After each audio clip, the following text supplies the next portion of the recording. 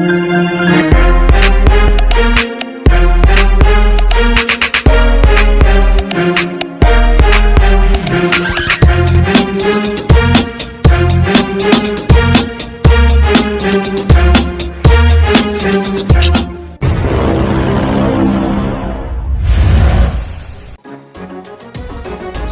yang kita tahu, pada manga One Piece minggu yang lalu, para 9 sarung pedang merah berhasil menyusup ke belakang panggung eksekusi.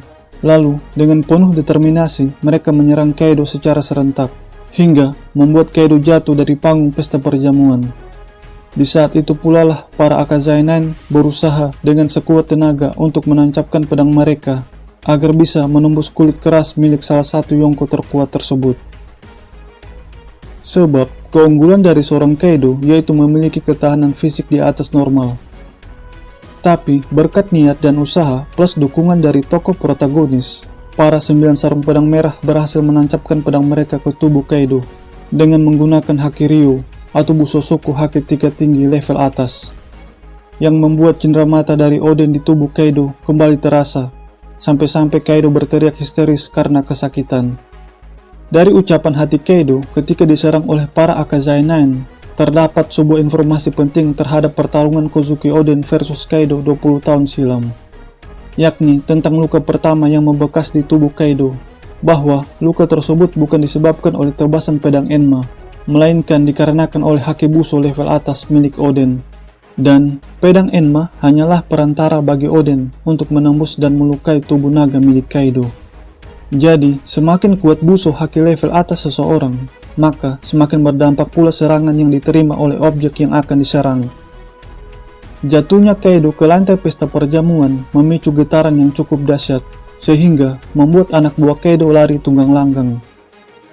Melihat situasi dan kondisi sedang kacau balau, bajak laut binatang buas mulai menganalisa keadaan, dengan mengatakan kemungkinan masih ada penyusup selain mereka. Dan ucapan analisis tersebut diamini oleh kakek Hyogoro dengan membongkar identitas mereka sambil mengacungkan pedangnya yang merupakan tanda siap siaga untuk berperang. Melihat Kaido yang lagi tersungkur jatuh, membuat Luffy dan Yamato bersemangat dan antusias menuju tempat kejadian perkara. Namun, sayang seribu sayang, niatan mereka untuk menghajar Kaido terhalang oleh hadangan ulti anggota dari Tobiropo yang memang ditugaskan untuk mencari Yamato, anak Kaido. Lalu, Yamato menjelaskan statusnya yang sekarang, bahwa dia bukan lagi di pihak kelompok bajak laut binatang buas. Dengan kata lain, berada di barisan pasukan aliansi. Tampaknya, semua anak buah Kaido sudah mengetahui sejak dulu tentang fisik biologis dari Yamato. Sebab, mereka semua sama sekali tidak terkejut melihat Yamato tanpa menggunakan topeng. Dan secara tiba-tiba, Big Mom menghampiri Luffy sambil mengutarakan maksud dan tujuannya mengapa ia datang ke negeri Wano. Tidak lain dan tidak bukan adalah untuk membunuh Luffy. Mendengar hal tersebut, Luffy langsung merespon seperti biasanya, alias barbar bin lebay, bahwa dia akan menghajar semua musuhnya, sekaligus mendeklarasikan perang besar-besaran. Di tengah perbincangan mereka, Nami dan Carrot berusaha memanfaatkan kesempatan dalam kesempitan dari kekacauan yang terjadi agar bisa kabur dalam situasi pelik tersebut dengan menggunakan senjata pamungkasnya yang hebat yang siap membasmi orang-orang jahat. Setelah 9 sarung pedang merah berhasil memantik peperangan, anak buah Kaido berupaya mereportasikan situasi terkini dari seluruh penjuru pulau Onigashima, dimulai dari pintu belakang. Para pasukan aliansi yang berjumlah ribuan orang mulai memasuki istana Kaido yang dikomandai oleh para generasi terburuk. Yang menarik perhatian adalah kehadiran Hawkins, karena pada chapter 954, ia dikalahkan oleh Law yang kemungkinan besarnya dibantu oleh sosok misterius, katakanlah Mr. X. Terlebih lagi, pada saat kejadian tersebut, Hawkins tidak lagi memiliki tumbal yang akan dikorbankan. Dan Hawkins sendiri adalah orang yang sangat mempercayai takdir dari kartunya. Mengacu pada prinsip tersebut, maka saya meyakini ia memilih bergabung ke dalam pasukan pemberontak dikarenakan kartu QQ-nya yang berpihak pada kemenangan Luffy atas Kaido. Atau mungkin saja ia terpaksa bergabung sebab jantungnya dijadikan sandra oleh Law. Sementara itu, di depan pintu masuk, Marco dan Perspero terlihat secara beriringan menuju kastil Kaido, Jadi, fix, bayangan hitam di laut yang dilihat oleh Marco pada chapter 984 adalah bayangan dari Perospero dan monster permennya. Cuma, yang jadi pertanyaan selanjutnya, ada apa gerangan yang terjadi di antara mereka berdua? Bukankah pada chapter 983, ia terlihat sangat kesal kepada Marco, karena atas ulahnya mereka terjerembab di lubang yang sama. Menurut saya pribadi, pada awal pertemuan mereka di lautan Onigashima, terjadi sebuah bentrokan. Di sela-sela pertarungan mereka, Marco mengetahui hajat dari Perospero yang tidak setuju dengan adanya aliansi Yonkou. Mendengar hal tersebut, Marco membuat kesepakatan dengan Perospero untuk bekerja sama dengannya. Karena jika pertarungan mereka dilanjutkan, maka itu hanya akan menghasilkan sebuah pertarungan yang panjang dan menguras tenaga. Bisa dikatakan, Marco secara tidak langsung lagi mencoba peruntungannya dalam memanfaatkan nawa itu dari Perospero untuk membujuk ibunya agar membatalkan aliansinya dengan Kaido. Jika bujukan dan rayuan dari anak pertama Big Mom itu berhasil, maka itu merupakan sebuah angin segar untuk pasukan aliansi yang secara otomatis mengurangi beban berat perjuangan mereka dalam membuka perbatasan negeri Wano. Kerjasama yang dilakukan oleh Marco dan Perospero di chapter terbaru ini membuat saya langsung memahami maksud dari Oda, mengapa hanya seorang Perospero satu-satunya dari puluhan anak Big Mom yang naik ke puncak air terjun negeri Wano.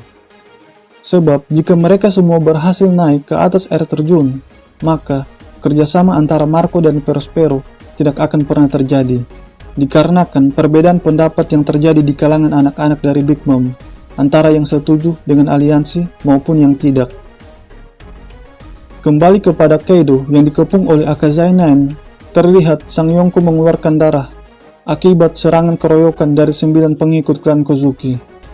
Lalu, ia mulai berhipotesis tentang segala peristiwa yang terjadi terhadap aksi dari bajak laut topi jerami di dunia baru, yang mempunyai hubungan dengan pergerakan 9 sarung pedang merah, sekaligus mengumpulkan para sekutu sebelum bertempur melawan kelompok bajak laut binatang buas. Sebagai bajak laut yang sudah banyak makan asam garam kehidupan, Kaido mulai menyinggung sifat alamiah dari seorang bajak laut yang tentunya gemar melakukan sebuah pengkhianatan terhadap sesama rekannya. Namun, Kinemon selaku Akazai Nine yang pertama bertemu dengan Luffy tidak terpancing dengan petua tersebut, sebab Kinemon tahu siapa Monkey D. Luffy. Dia adalah pria yang suka menolong seseorang yang membutuhkan pertolongannya dan selalu bisa diandalkan ketika menghadapi musuh yang tidak bisa mereka kalahkan. Apalagi Luffy adalah orang yang liar, nakal, brutal, membuat semua orang menjadi gempar. Maka, hal yang mustahil jika Luffy berkhianat. Dan ternyata, Kaido mendengar ceramah no jutsu dari Luffy yang katanya akan mengalahkan siapa saja, termasuk 2 Yonko sekalipun. Lalu, Kaido ingin mencari tempat yang luas untuk sekali lagi bertarung dengan 9 sarung pedang merah seperti yang dulu. Dari ucapan Kaido, terkesan menganggap remeh Kinemon CS.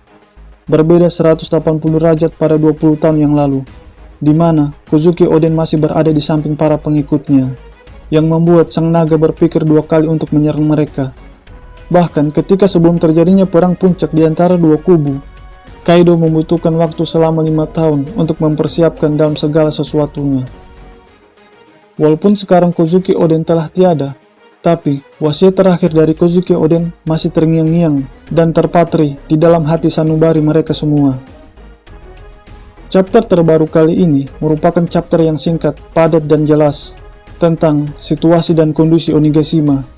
Ditambah lagi dengan adanya bulan purnama yang bersinar dengan terang, yang merupakan keuntungan bagi para suku Ming untuk menunjukkan kemampuan mereka yang sebenarnya. Tapi, aksi dari para suku Ming tersebut belum bisa kita saksikan pada minggu depan, karena minggu depan One Piece libur. Jadi, bersabarlah bagi para fans One Piece dimanapun kalian berada. Bagi teman-teman yang telah menonton video ini, kritik dan sarannya akan selalu diterima. Dan terima kasih banyak atas dukungannya.